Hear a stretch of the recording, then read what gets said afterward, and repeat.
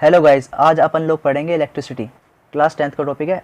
आज हम बेसिकली पढ़ने वाले electric current, electric circuit, voltage या फिर इलेक्ट्रिक पोटेंशियल और रेजिस्टेंस। ये 4 टॉपिक्स हैं इस चैप्टर में। ठीक है, आज हम पहला टॉपिक शुरू करते हैं इसमें, इलेक्ट्रिक करंट। ठीक है, आइए हम आपको समझा देता हूँ इलेक्ट्रिक करंट क्या होता है।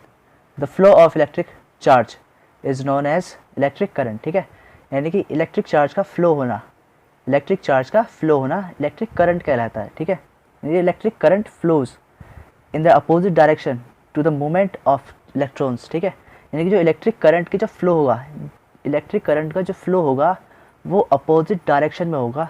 किसके अपोजिट डायरेक्शन में? इलेक्ट्रॉन के मूवमेंट की अपोजिट डायरेक्शन में होगा। ठीक है, अगर मान लो इलेक्ट्रॉन अपने फॉरवर्ड जा रहे हैं, फॉरवर्ड फ्लो कर रहे हैं, तो जो करंट अपना फ्लो करेगा वो अपना बैकवर्ड फ्लो करने वाला है। ठीक है, अब अगले नेक्स्ट टॉपिक के बारे में बात करेंगे। अपना नेक्स्ट टॉपिक है इलेक्ट्रिक सर्किट। ठीक है, इलेक्ट्रिक सर्किट क्या होता है? ठीक है, electric circuit is the continuous and closed path of electric current. ठीक है, इलेक्ट्रिक सर्किट एक कंटिन्यूअस होगा। ठीक है, कंटिन्यूअस का मतलब, ये इसका मतलब है कि जो सर्किट होगा, ठीक है, जो सर्किट होना चाहिए वो अपना क्लोज होना चाहिए। अगर सर्किट क्लोज नहीं होगा तो करंट फ्लो नहीं करने वाला है। ठीक है, तो सर्किट को यहाँ पे क्लोज होना पड़ेगा। ठीक है गाइज, अब अपना नेक्स्ट टॉपिक है एक्सप्रेशन ऑफ इलेक्ट्रिक करंट। ठीक है, यानी कि इलेक्ट्रिक करंट की एक्सप्रेशन।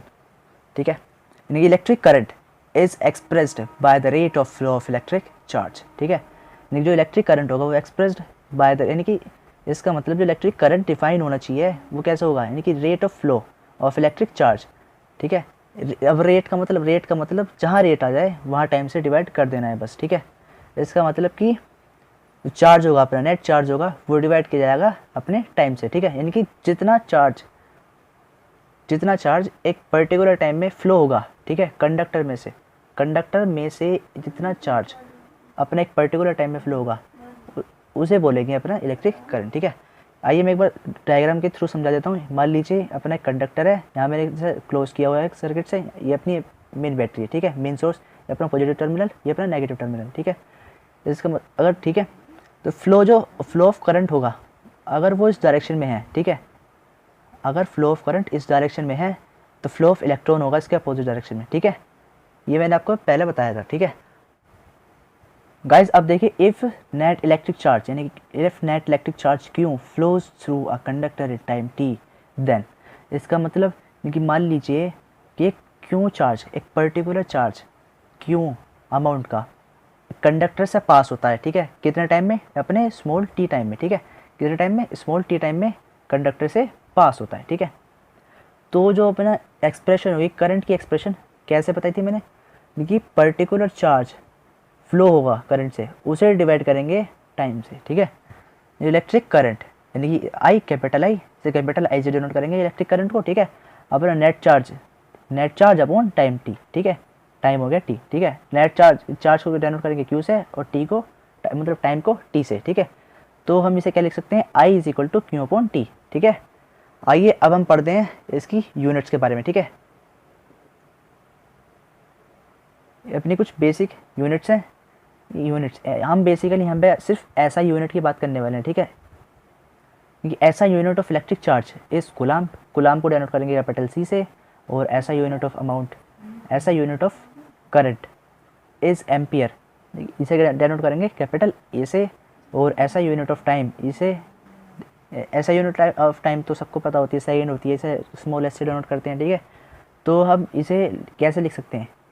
आई, यहाँ पे एक बार देखिए, आई की यूनिट ए, क्यू की सी और टी की एस।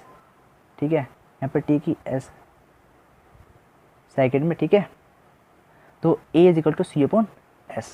ठीक है, अब इसका मतलब क्या हुआ? आया, मैं आपको बता देता हूँ इसका मतलब है क्या। कि 1 एम्पियर इलेक्ट्रिक करंट, ठीक है, 1 एम्पियर इलेक्ट्रिक करंट जो इक्वल होगा to the 1 coulomb of electric charge. ठीक है, 1 कूलम्ब इलेक्ट्रिक चार्ज जब फ्लो होगा कंडक्टर में से, कितने टाइम के लिए? सिर्फ 1 सेकेंड के लिए। ठीक है, 1 कूलम्ब चार्ज पास हो रहा है, ठीक है, फ्लो कर रहा है कंडक्टर में से, कितना टाइम के लिए? सिर्फ 1 सेकेंड के लिए। तो वहाँ जो अमाउंट ऑफ करंट आएगी वो अपनी आने वाली है सिर्फ 1 एम्पियर। ठीक है, गाइस अब हम बात करते हैं small quantity of electric current के बारे में, ठीक है। Small quantity of electric current is expressed in milli ampere and micro ampere, ठीक है। जो अपनी जो करंट होगी, ठीक है, वो मेज़र की दी जाएगी मिली एम्पियर और माइक्रो एम्पियर में, सिर्फ स्मॉल वैल्यू के लिए, ठीक है। देखिए 1 MA यानी कि मिली एम्पियर इसकी जो वैल्यू होगी 10⁻³ एम्पियर होने वाली है, ठीक है। और 1 माइक्रो एम्पियर की जो यहाँ पे जो म्यू की जगह आपको स्मॉल p भी मिल सकता है, ठीक है। आप घबराए ना, ठीक है। स्मॉल PA मतलब माइक्रो एम्पियर ही है, ठीक है। इसकी जो वैल्यू होगी 10⁻⁶ एम्पियर होने वाली है, ठीक है। आइए गाइस अब हम अपने नेक्स्ट टॉपिक के तरफ बढ़ते हैं। गाइस अब हमने बात कर ली करंट के बारे में। अब आप लोगों के दिमाग में एक क्वेश्चन आ रहा होगा, करंट मेजर करी कैसे जाए, ठीक है। अब हम वो देखेंगे, यानी कि एक एमीटर, ठीक है, एमीटर के बारे में पढ़ेंगे। एक तरह का डिवाइस होता है जिससे हम करंट की अमाउंट या फिर करंट की क्वांटिटी हम मेज़र कर सकते हैं किसी भी सर्किट में, ठीक है। A device which measure electric current in a circuit, ठीक है। हम इस एमीटर की हेल्प से किसी भी सर्किट में उसमें पास होने वाली करंट को मेज़र कर सकते हैं, वो भी बहुत आराम से, ठीक है। अब हम बात करते हैं अपने नेक्स्ट टॉपिक के बारे में, चार्ज, ठीक है। Charge is a fundamental property of matter, ठीक है। चार्ज फंडामेंटल प्रॉपर्टी है मैटर की, ठीक है। चार्ज 2 टाइप्स के होते हैं, पॉजिटिव चार्ज और नेगेटिव चार्ज, ठीक है। ये सबको बात पता होती है, ठीक है। अब हम बात करेंगे पॉजिटिव और नेगेटिव चार्ज के बारे में, ठीक है। ये कैसे बनती हैं, ठीक है। अब हम वो बात देखेंगे कि पॉजिटिव और negative charge, the charge acquire by a glass rod, ठीक है। यानी कि जो चार्ज बनेगा ग्लास रोड पर, ठीक है, वो कब बनेगा, जब हम सिल्क को ग्लास रोड पर रब करेंगे तो हमारा पॉजिटिव चार्ज बनेगा, ठीक है। The charge acquired by a glass road when rubbed with silk is called a positive charge, ठीक है। तो जब हम ग्लास रोड पर सिल्क को रब करेंगे, मतलब कि घिसेंगे, रब करेंगे, ठीक है, तो तब बनेगा अपना पॉजिटिव चार्ज, ठीक है।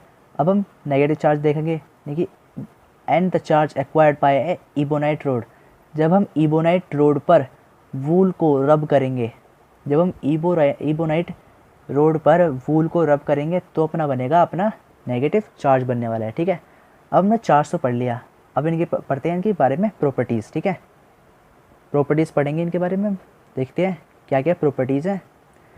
ये प्रॉपर्टीज़ ऑफ इलेक्ट्रिक चार्ज, ये unlike charge attract each other and like charge repel each other, ठीक है। ये वही सेम वाली बात है, यानी कि नॉर्थ पोल और साउथ पोल, ठीक है। यानी कि नॉर्थ साउथ को अट्रैक्ट करेगा, ठीक है, और नॉर्थ को रिपेल करेगा, साउथ को रिपेल करेगा, सेम वही बात है। पॉजिटिव चार्ज नेगेटिव चार्ज को अट्रैक्ट करेगा, ठीक है। नेगेटिव चार्ज पॉजिटिव चार्ज को अट्रैक्ट करेगा, नेगेटिव रिपेल करेंगे, पॉजिटिव रिपेल करेंगे, ठीक है। फोर्स, अब देखते हैं फोर्स बिटवीन 2 चार्जेस। अब मान लो मैंने क्या किया, 2 चार्ज पास रख दिए, ठीक है। अब वो या तो अट्रैक्ट करेंगे या करेंगे रिपेल, ठीक है। अगर वो अट्रैक्ट या रिपेल करेंगे किसकी हेल्प से करेंगे, वो ताकत लगा रहे होंगे भैया, वो चार्ज उस चार्ज पर ताकत लगाएगा, वो दूसरा चार्ज इस चार्ज पर ताकत लगाएगा, लेकिन दोनों अपने आपस में फोर्स लगा रहे हैं, ठीक है। अब वो फोर्स वेरी भी करेगी, अब वो वेरी कैसे करेगी, आइए हम बता देते हैं कि the force between 2 charges varies directly as the product of 2 charges and inversely as the square of distance R between them, ठीक है। अब मैंने माने कि वो 2 चार्ज हैं, Q1 है Q2 चार्ज है मेरे पास, ठीक है। मैंने क्या किया, एक Q1 चार्ज और अपने Q2 चार्ज, मैंने क्या Q1 चार्ज रखा, एक ये होगा अपना Q2 चार्ज, ठीक है। अब जो इनकी जो बीच की डिस्टेंस है, ठीक है, ये अपनी होगी स्मॉल आर, ठीक है, ये अपनी होगी स्मॉल आर। लेकिन जो फोर्स होगा वो डायरेक्टली प्रोपोर्शनल होगा दोनों चार्ज के प्रोडक्ट के, और इन्वर्सली प्रोपोर्शनल होने वाला है इनका जो डिस्टेंस है इसके स्क्वायर के, ठीक है। अगर हम प्रोपोर्शनल का साइन हटाएंगे तो हमारे पास क्या आने वाला है, कांस्टेंट आएगा, ठीक है, अपना के कांस्टेंट आएगा, ठीक है। यहाँ पे के है अपना कांस्टेंट, ठीक है।